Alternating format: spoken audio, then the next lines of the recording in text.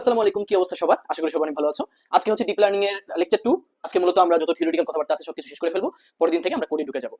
আজকে শুরু করতাম, কিন্তু আমার মনে হয় কিছু জিনিস এখন আমার ক্লিয়ার করা বাদ আছে, যে জিনিসগুলো কোড শুরু করার আগে আমাদের এই জিনিসগুলো বুঝে ফেলতে হবে, আদারওয়াইজ কোডে গিয়ে দেখা যাবে যে একটা প্যাচ লাগবে। ঠিক আছে?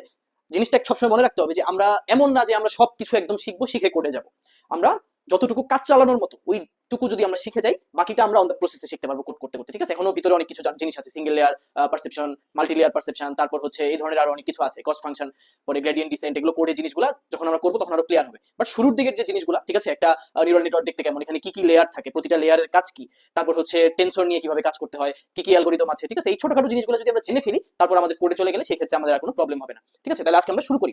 তো ডিপ লার্নিং কি তোমরা যদি ভুলে গিয়ে থাকো তাহলে আরেকবার একটু ক্লিয়ার করে বলি। সেটা হচ্ছে যে একটা মেশিন লার্নিং টেকনিক, যেটা কি করে, যেটা এই যে ফিচার এক্সট্রাকশনের যে কাজটা, এই কাজটাকে সহজ করে দেয়। এখানে কোনো হিউম্যান সুপারভিশন লাগে না। তার মানে এটা খুব ভালো একটা অ্যালগরিদম, ভালো একটা টেকনিক। ঠিক আছে? কিন্তু এটা এমএল বেসড, মেশিন লার্নিং আগে আসছে, তারপর মানুষ দেখছে যে ওখানে স্টিল আমাদের টাইম বেশি লাগতেছে ফিচার এক্সট্রাকশন করতে, মানুষের টাচ লাগতেছে। তো আমাদের উদ্দেশ্য হচ্ছে অটোমেট করা। ঠিক আছে? সেই জায়গায় যদি আমাদেরই বলে দেওয়া লাগে যে তোমার ফিচার এটার উপর বেস করে তুমি কাজ করো, তাহলে লাভ কি? আমরা চাচ্ছি যে প্যাটার্নটা অটোমেটিক, যাতে আমাদের কম্পিউটার বা আমাদের যে প্রোগ্রাম সে যাতে ওইটা নিজে থেকে নিয়ে নিতে পারে, তাইলে তো ফুলি অটোমেটেড হইলো, আদারওয়াইজ এটা সেমি অটোমেটেড হয়ে যায়। ঠিক আছে? তো আমরা চাচ্ছি কোনো প্রকার হিউম্যান সুপারভিশন লাগবে না। আর কিসের উপর বেস করে কাজ করবে? কাজ করবে হচ্ছে নিউরাল নেটওয়ার্কের উপর বেস করে। ঠিক আছে? এনএন এর উপর বেস করে। এটা হচ্ছে একটা basic NN block, neural network block. ঠিক আছে? এই জায়গাতে দেখো কি কি আছে, একটু মনোযোগ দিয়ে যদি দেখো, একটা হচ্ছে ইনপুট লেয়ার, একটা হচ্ছে হিডেন লেয়ার 1, হিডেন লেয়ার 2, একটা হচ্ছে আউটপুট। আর যদি আমরা মেশিন লার্নিং এর কথা চিন্তা করি, ওই জায়গায় কি ছিল? ইনপুট লেয়ার, ইনপুট, মাঝখানে একটা হচ্ছে প্রসেসিং একটা ব্লক, মেশিন লার্নিং অ্যালগরিদম, আর আউটপুট। এই ধরনের কোনো হিডেন লেয়ার ছিল না। ঠিক আছে? এটাই হচ্ছে বৈশিষ্ট্য। হিডেন লেয়ারটা কি করে, যে ফিচারগুলা খুবই কমপ্লেক্স, যে প্যাটার্নগুলা মানে নর্মাল চোখে পড়ে না, ঠিক আছে, বা যেটা আগে মানুষ দেখায় দিচ্ছিল, আমরা যে লেভেল ডেটা দিচ্ছিলাম, এই কাজটাই এখন কি করতেছে হিডেন লেয়ার অটোমেটিক ওয়েতে ফাইন্ড আউট করে ফেলতেছে। এখানে একটা এক্সাম্পল দেওয়া আছে, ইমোশন রিকগনিশন। ঠিক আছে? আমার চেহারা দেখে বলে দিবে আমি কি খুশি আছি, নাকি মন খারাপ, নাকি রাগ করে আছি, নাকি টায়ার্ড, নাকি হচ্ছে ক্ষুধা লাগছে, এই টাইপের কিছু আর কি। ঠিক আছে? তো এই জিনিসটা কিভাবে করা যায়? এরকম একটা যদি আমরা নিউরাল নেটওয়ার্ক একটা ব্লক ইউজ করি, মনে করো হিডেন লেয়ার 1 কি কাজ করতেছে, একদম লোকাল যে ফিচার গুলা, ঠিক আছে, চোখ, নাক, মুখ, এটা কেমন করে রাখছি, আমি কি মাথা বাঁকায় রাখছি না আমি একদম মাথা সোজা করে রাখছি, ঠিক আছে, চোখ কি মানে আমার খুব কি বলবো, চোখ কি ছোট হয়ে গেছে কিনা, ঠিক আছে, এই যে মানে একদম মেজর যে ফিচার গুলা, এইগুলা ধরো হিডেন লেয়ার 1 এইগুলো প্রেডিক্ট করতেছে। হিডেন লেয়ার 2 কি প্রেডিক্ট করতেছে? ফেসের যে মানে একদম সূক্ষ্ম যে ফিচার গুলা। ঠিক আছে? এখানে তারা হচ্ছে টেনসর নিয়ে কাজ করে, বিভিন্ন এরে মানে সাইজ নিয়ে কাজ করে, যে কতটুকু রেশিও হয়েছে, ঠিক আছে, মুখ এবং চোখের কতটুকু রেশিও হয়েছে, এই ধরনের জিনিসগুলো নিজেরা ফাইন্ড আউট করে। এগুলো হচ্ছে প্যাটার্ন ডিটেকশন ব্লক। ঠিক আছে? এই ব্লকটা কি করলো, হিডেন লেয়ার, যেটা এটা হিডেন লেয়ার কেন বলা হয়, কারণ এটা একদম মানে বেসিক যে ব্লকটা, এটার ভিতরের একটা ব্লক। ঠিক আছে? এই ব্লকটা নর্মালি দেখা যায় না, কিন্তু এটা হচ্ছে নিউরাল নেটওয়ার্কের ভিতরে একটা ব্লক। এই ব্লকটা কি করে, সূক্ষ্ম যে প্যাটার্নগুলো নিয়ে কাজ করে, আর আউটপুটে গিয়ে আমাকে দেখাবে, একটা রেজাল্ট দিবে। ঠিক আছে? যে স্যাড, নাকি হচ্ছে হ্যাপি, নাকি হচ্ছে তোমার টায়ার্ড, নাকি হচ্ছে তোমার ডিপ্রেসড, নাকি হচ্ছে তোমার ক্ষুধা লাগলে কি বলে, হাংরি। ঠিক আছে? চেহারা দেখে অনেক সময় মানুষের বোঝা যায় যে ক্ষুধা লাগছে কিনা। ঠিক আছে? ওকে। তো এই জিনিসগুলা সে হচ্ছে আউটপুটে দিবে। আশা করি এই জিনিসটা তোমরা বুঝতে পারছো। সো ডিপ লার্নিং আরো কি কি কাজ করতে পারে? খুবই বেসিক কিছু কাজ আছে। সেলফ ড্রাইভিং কার, ঠিক আছে, তাকে হচ্ছে সে কি করে, অনেকগুলা ডাটা নেয়। ডাটা নিয়ে সে চিন্তা করে যে যদি পাশ দিয়ে একটা কি বলে প্রাইভেট কার যায়, ঠিক আছে, তখন সে কি করবে, তখন সে গাড়ি থামাই দিবে, অথবা মানে ধাক্কা টাক্কা তো আর মারবে না। ঠিক আছে? পাশ দিয়ে যখন একটা প্রাইভেট কার যায় তখন তাকে যাওয়ার জায়গা দিবে।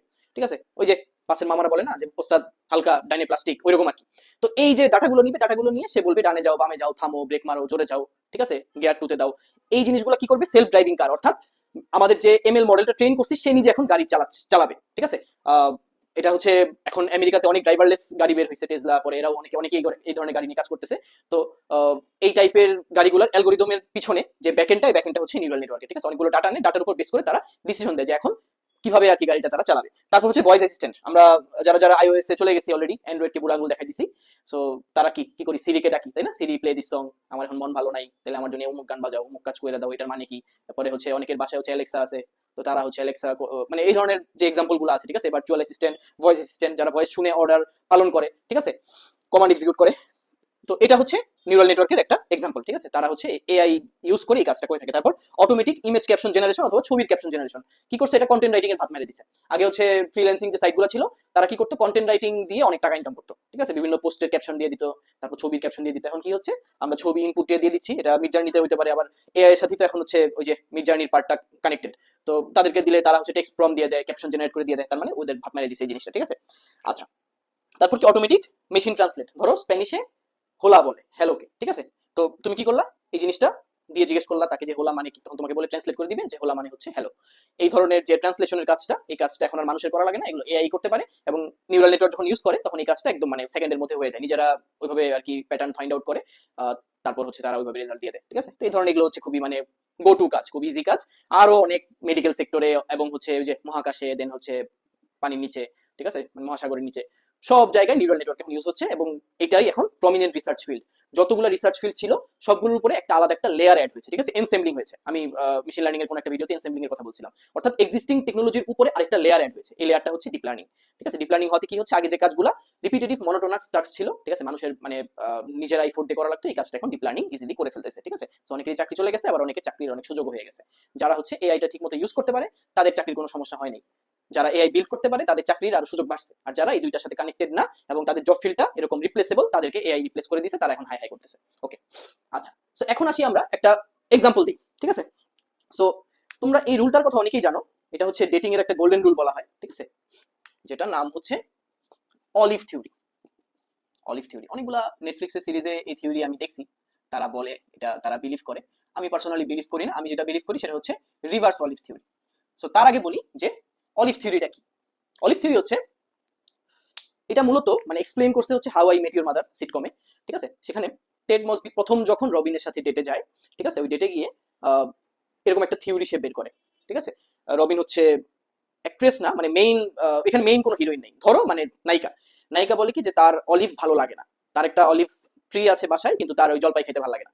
তখন টেড মসবি বলে আমার অনেক ভালো লাগে। তখন জিনিসটা এরকম হয়ে যায় যে একজন একজনের কমপ্লিমেন্ট, এটাই হচ্ছে অলিভ থিওরি। অর্থাৎ একজনের ভালো লাগে না আরেকজনের ভালো লাগে, তখন এটা কি হয়ে যায়, একটা সিম্বায়োসিস হয়ে যায়। ঠিক আছে, তার মানে তার বাসার যে অলিভ আছে, এই অলিভ কি করতে পারবে, এখন নায়ক খাইতে পারবে। ঠিক আছে, নায়িকার ভালো লাগে না, নায়িকা খায় না, নায়িকা ফালাই দেয়, ওটা কি করবে, নায়ক খেতে পারবে। এরকম ডেটিং এর মানে আমরা যখন একটা পার্সনকে টকিং স্টেজে থাকি, তার সাথে কথাবার্তা বলি, অনেক ধরনের ডেটা কালেক্ট করি, ইনফো কালেক্ট করি। ঠিক আছে, তো জিনিসগুলো এরকম যে একজনেরটা আরেকজনের মানে কমপ্লিমেন্ট যখন হয়, তখন নাকি ওই যে অপোজিট যেটা, এটা কি করে, একজন একজনকে অ্যাট্রাক্ট করে। এটা হচ্ছে সিনেমার কথা, বাট আমি যেটা মনে করি রিভার্স। ঠিক আছে, রিভার্স কেন, কারণ হচ্ছে বাস্তব জীবনে দেখা যায় যে দুইজন যদি সেম মাইন্ডসেট না হয়, ঠিক আছে, তখন এই ধরনের মানে ইনসিকিউর হয় কেউ, বা কোনো রকম মানে অনেক রকমের প্রবলেম হতে পারে। সো দুইজনের ভাইব ম্যাচ হওয়া ইম্পর্টেন্ট। আর মানে মেজর যে জায়গাগুলো, এই জায়গাগুলো আসলে দুইজনের একরকম হওয়া উচিত, না হলে দেখা যায় যে কোনো রিলেশনশিপ ওয়ার্কআউট করে না, বা থাকে না আর কি, জিনিসটা লং লাস্টিং হয় না, বিয়ে পর্যন্ত যায় না। ঠিক আছে, বিয়ে পর্যন্ত গেলেও দেখা যায় অনেক রকমের সমস্যা টমস্যা হয়। সো আমি যেটা পার্সোনাল লাইফে বিলিভ করি, এটা হচ্ছে রিভার্স অলিভ থিওরি। কিন্তু ওই যে নেটফ্লিক্স ওয়ালারা বা যারা হচ্ছে সিনেমা বানায়, তারা দেখা যায় অলিভ থিওরি খুব কাজে দেয়। মনে করো তুমি তোমার যে পার্টনার, তুমি বুঝতেছো না যে সে বিড়াল লাইক করে নাকি হচ্ছে কুকুর লাইক করে। তো দুই ধরনের স্পেকট্রামই হতে পারে, অথবা সি লাভার নাকি হচ্ছে মাউন্টেন লাভার, পাহাড় পছন্দ করে নাকি সাগর পছন্দ করে। ঠিক আছে, তো এই যে এই ধরনের যে জিনিসগুলো আছে, অথবা আইসক্রিম পছন্দ করে নাকি চকলেট পছন্দ করে, তুমি চিন্তা করলা যে এই জিনিসগুলো, এই প্যাটার্নটা তুমি ফাইন্ড আউট করবে, তুমি হচ্ছে মেশিন লার্নিং মডেল। তো তুমি করলা কি, তুমি ছবির মধ্যে তুমি অনেকগুলো ছবি তুললা। ঠিক আছে, ও কুকুর দেখলে কেমন রিয়েক্ট করে, বিড়াল দেখলে কেমন রিয়েক্ট করে। তো তুমি দেখলা কুকুর দেখলে একটু ভয় পায়, ঠিক আছে, ভয় পেয়ে সাইড হয়ে এসে পড়ে। আর বিড়াল দেখলে, রাস্তায় কোনো বিড়াল দেখলে সে কোলে নেয়, ওটা আদর করে খাওয়ায়। ঠিক আছে, এই টাইপের যে জিনিসগুলো। তারপর তুমি কি করলা, তুমি একটা ডিরেকশনে আসতে পারলা যে সে হচ্ছে পেটের মধ্যে মানে ক্যাট লাভার, ঠিক আছে, ডগ লাভার না। তারপর এরকম করে তুমি অনেক কিছু তার সম্বন্ধে জানতে পারলা। মানুষ যখন একটা মানুষের সাথে অনেকদিন ধরে থাকে, অনেক কিছু শেয়ার টেয়ার করে, তখন এই ধরনের ডেটাগুলো থেকে তারা একটা ডিসিশন নিতে পারে যে এই মানুষটা আসলে কি পছন্দ করে। ঠিক আছে, দেন কামস অলিভ থিওরি। তোমার যদি বিড়াল ভালো লাগে, এরও যদি বিড়াল ভালো লাগে, তো ভালোই হলো, বিয়ের পর বিড়াল পালবা, এরকম আর কি জিনিসটা। ঠিক আছে, তো এইটাই হচ্ছে আলটিমেটলি ডিপ লার্নিং এর কাজ। ডিপ লার্নিং এই যে প্যাটার্ন গুলো ফাইন্ড আউট করে দেয়। তুমি তোমার পার্টনারের এরকম অনেকগুলো ক্যান্ডিড ছবি নিলা, ঠিক আছে, বিড়াল আদর করতেছে বা কুকুর আদর করতেছে, অথবা হচ্ছে সি বিচ এনজয় করতেছে, অথবা পাহাড়ে মানে ট্রেকিং করা অবস্থা এনজয় করতেছে, অথবা চকলেট এনজয় করতেছে নাকি আইসক্রিম এনজয় করতেছে, এই ধরনের অনেক ধরনের ছবি টবি নিয়ে তারা দিয়ে দিলে সে কি করবে, ওই ছবিগুলোর মধ্যে সে একটা মানে হিডেন লেয়ার, তারপর হচ্ছে এরকম করে আর কি একটা আউটপুট দিবে। আউটপুট দিবে হচ্ছে যে 95% সম্ভাবনা কি সে হচ্ছে ক্যাট লাভার। ঠিক আছে, আর 3% সম্ভাবনা কি সে হচ্ছে ধরো জিরাফ পছন্দ করে। এমন না যে একদম 100% তোমাকে একদম বলে দিবে সে ক্যাট লাভারই। ঠিক আছে, মানুষের মনের মধ্যেও তো এই ধরনের 1-2% থাকে না, যে আমরা যে ধরো ক্যাট লাভার, কিন্তু এরকম হতে পারে আমাদের খরগোশ ভালো লাগে, লাগতেই পারে। ঠিক আছে, সো এরকম প্যাটার্নের উপর সে কি করবে, সে তোমাকে একটা আউটপুট দিবে, প্যাটার্ন ফাইন্ড করে। ঠিক আছে, তো এই কাজটা ডিপ লার্নিং করে থাকে। এবং এখানে সুবিধা কি, সুবিধা হচ্ছে ম্যানুয়াল স্টেপটা লাগে না। আগে যেরকম মানুষ তাকে হেল্প করতেছিল, আমি বলে দিতেছিলাম যে ওর তো বিড়াল পছন্দ, ঠিক আছে, এই কাজটাই এখন সে কি করতেছে, ডাইরেক্ট ছবির ইনপুট থেকেই এই কাজটা সে করে দিচ্ছে, প্যাটার্ন ফাইন্ড আউট করে সে আমাকে একটা রেজাল্ট দিয়ে দিচ্ছে। ঠিক আছে, তারপর আরেকটা জিনিস কি, এখন কি হচ্ছে, আমরা ডিরেক্টলি ছবি ছবি যেটা, সেটা আমরা কি করতেছি, ডিপ লার্নিং অ্যালগরিদমের মধ্যে দিয়ে দিচ্ছি ইনপুট হিসেবে। ঠিক আছে, মানে আমাদের ছবি থেকে ওরা নিউমেরিক্যাল ইনপুট বানায় ফেলতে পারতেছে। ঠিক আছে, ওই যে বিভিন্ন রেজলিউশনে কনভার্ট করে। ঠিক আছে, ছবিকেই তারা হচ্ছে ওইরকম ম্যানুয়ালি একটা কনভার্সন, সরি মানে মেশিনের ভিতরে একটা কনভার্সন করে ছবিকে একটা ইনপুট ডাটা হিসেবে তারা এরকম ভাবে আর কি মেশিন লার্নিং মডেলে দিয়ে দিচ্ছে। তার মানে আগে যেটা পসিবল ছিল না, এটা এখন পসিবল হচ্ছে যে আমরা ডিরেক্ট একদম ছবি বা ভিডিও মানে তো আলটিমেটলি ছবি, একটা ভিডিও মানে হচ্ছে ছবিগুলা কি মানে এক সেকেন্ডে কতগুলা ফ্রেম গেছে, ঠিক আছে, এগুলো হচ্ছে সবগুলো মিলেই হচ্ছে একটা ভিডিও। এক সেকেন্ডে যদি অনেকগুলা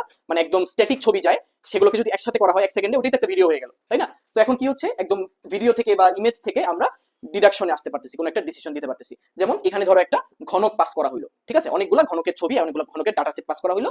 তারপর সে আমাকে বলে দিল যে 95% এটা হচ্ছে একটা কিউব হওয়ার চান্স, ঠিক আছে, 3% হচ্ছে মনে করো একটা রেক্টেঙ্গেল হওয়ার চান্স, 2% মনে করো এটা হচ্ছে একটা পেন্টাগন হওয়ার চান্স। তারপর তুমি যেহেতু দেখলা যে এটা বেশি, তার মানে তুমি বলে দিলে এটা হচ্ছে একটা কিউব, তুমি ডিসিশন দিয়ে দিলা। ওকে, সো এটা হচ্ছে ডিপ লার্নিং এর বেসিক। এখন আসি আমরা টেনসর, ঠিক আছে। টেনসরটা কি আলটিমেটলি মানে যেটা অ্যারে ওটাই টেনসর, যেটা নাম্পাইয়ের মধ্যে যেটা নাম্পাই অ্যারে ছিল, ঠিক আছে, ওইটাই টেনসর, যেটা লিস্ট ওইটাই টেনসর।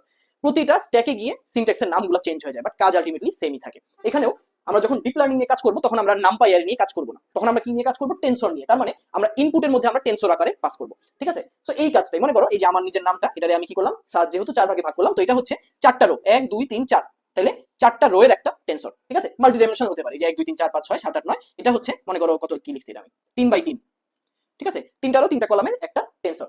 এখন টেনসর থেকে আসছে টেনসর ফ্লো। তোমরা অনেকেই টেনসর ফ্লোর নাম শুনছো, বিভিন্ন কোড বেজে গিটহাবে টেনসর ফ্লোর কোড দেখছো, ঠিক আছে, যেটা জিপিইউ ছাড়া রান করে না, এই ধরনের অনেক কিছু, বা এটা গুগল কোলাবে কাজ করা লাগে। তো এই যে টেনসর ফ্লো কথাটা আসছে কিন্তু টেনসর থেকে, টেনসর ফ্লো, ঠিক আছে। তার মানে এটা থেকে বোঝার ওই কি, এখানে দুইটা পার্ট আছে, একটা হচ্ছে টেনসর, একটা ফ্লো। টেনসর তো বললাম এটা হচ্ছে ultimately array, multi dimensional array. আর ফ্লো কথাটা আসছে হচ্ছে ফ্লো চার্ট থেকে, ঠিক আছে। সো আমরা যেরকম সাম অফ স্কয়ার এরর বের করতাম, ঠিক আছে, সাম অফ স্কয়ার এরর, ওখানে আমরা কি করতাম, ইনপুট আমাদের কি ছিল, ওয়েট আর বায়াস, ঠিক আছে, বা সরি ওয়েট আর এক্স, ডাব্লিউ আর এক্স ইনপুট।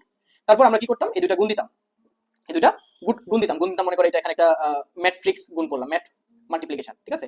তারপর আমরা কি করলাম, এটার সাথে বায়াসিং অ্যাড করলাম, এটা আমরা পরের ভিডিওতে বলবো, বা কোডে গিয়ে আমরা বলবো বায়াসিং কেন অ্যাড করা লাগে বা জিনিসটা কি। তারপর এটা কি করলাম, আমরা সুন্দর করে এটাকে যোগ করলাম, সবগুলো সামেশন বের করলাম। সামেশন বের করে আমরা কি করলাম, সামেশন বের করে আমরা এটারে পাঠিয়ে দিলাম হচ্ছে অ্যাক্টিভেশন ফাংশন। অ্যাক্টিভেশন ফাংশন কি, একটা থ্রেশহোল্ড দেয়, একটা থ্রেশহোল্ডের ভ্যালু দেয়, ওইটার ভ্যালুর উপরে যদি যায়, মনে করো 0.5, ঠিক আছে, 0.5 এর উপরে যদি যায় তাহলে আমরা 1 ধরবো, 0.5 এর নিচে যদি যায় আমরা 0 ধরবো, ঠিক আছে। সো এখানে কি হতে পারে, সিগময়েড ফাংশন হতে পারে, step up function, step function হতে পারে, ঠিক আছে, রেলিউ ফাংশন হতে পারে, অনেক কিছুই অ্যাক্টিভেশন ফাংশন, অনেক রকম অ্যাক্টিভেশন ফাংশন হতে পারে। আমাদের মেশিন লার্নিং মডেলের টাইপ বা ফাংশনালিটির উপর আমরা ডিপেন্ড করে যে আমরা কোন ধরনের অ্যাক্টিভেশন ফাংশন ইউজ করবো, ঠিক আছে। তারপর আমাকে আউটপুট দেখাই দিল। তো এইটা কি, এটা একটা ফ্লো চার্টের মতো কাজ করে না, ফ্লো চার্ট, এই যে আমরা ছোটবেলায় আইসিটিতে যে পড়ছি ফ্লো চার্ট, এখান থেকে আসছে ফ্লো, আর এই টেনসর থেকে আসছে টেনসর। তো টেনসর ফ্লো হচ্ছে একটা প্ল্যাটফর্ম যেটা কি করে, ডিপ লার্নিং নিয়ে কাজ টাজ করে। এবং নেক্সট ভিডিও থেকে আমরা একদম হচ্ছে কোডে ঢুকে যাব, ঠিক আছে। এখানে একটা যদিও আমি টেনসর ফ্লো কিভাবে ডিক্লেয়ার করে, বা দুইটা টেনসর ফ্লো এর যে ভেরিয়েবল, এটা কিভাবে ইনপুট নিয়ে আউটপুট দেখাইতে হয়, এরকম একটা কোড আমি দিয়ে রাখছি, ঠিক আছে। মনে করো নোড 1 আর নোড 2, এটা হচ্ছে দুইটা নোড বা দুইটা ভেরিয়েবল। এই দুইটা ভেরিয়েবল কি করতেছে, একটা হচ্ছে 3.0 ইনপুট নিছে, আর আরেকটা হচ্ছে 4.0 ইনপুট নিছে। কিসের মাধ্যমে, টেনসর ফ্লো মডিউলের মাধ্যমে। আশা করি এই জিনিসটা তোমরা জানো, ঠিক আছে। আমরা কি করব, পিপ ইনস্টল টেনসর ফ্লো করব, তারপর আমরা এটাকে ইম্পোর্ট করব এসটিএফ, ঠিক আছে। তারপর আমরা কি করলাম, এইখানের একটা কনস্ট্যান্ট একটা সাব মডিউল আছে, সাব মডিউল দিয়ে আমি 3 আর 4 এই দুটাকে আমি ইনপুট নিলাম, তারপর আমি সুন্দর করে এটাকে আউটপুটে দেখাই দিলাম। এটা হচ্ছে আমার একদম ফার্স্ট কোড, কিভাবে টেনসর ফ্লো দিয়ে ইনপুট নিয়ে আউটপুট দেখাইতে হয়। পরবর্তীতে আমরা একদম ইন ডিটেইলসে যত রকমের আলোচনা আছে সবকিছু করব, কোডে জিনিসগুলো দেখবো। আশা করি থিওরি তোমরা বুঝতে পারতেছো। এতদিন পর্যন্ত প্রায় মনে হয় 50টার মতো ভিডিও আপলোড হয়ে গেছে, নিয়ার অ্যাবাউট 50 আমার মনে হয়। তো আশা করি তোমরা এতক্ষণ পর্যন্ত আমার সাথে আসো, জিনিসগুলো বুঝতে পারতেছো। সো লাস্ট যে পার্টটা বাদ আছে, ঠিক আছে, কোডের পার্টটা, আশা করি এটাও তোমাদের সহজ লাগবে, ঠিক আছে, এবং এনজয় করবা তোমরা। So see you in the next video.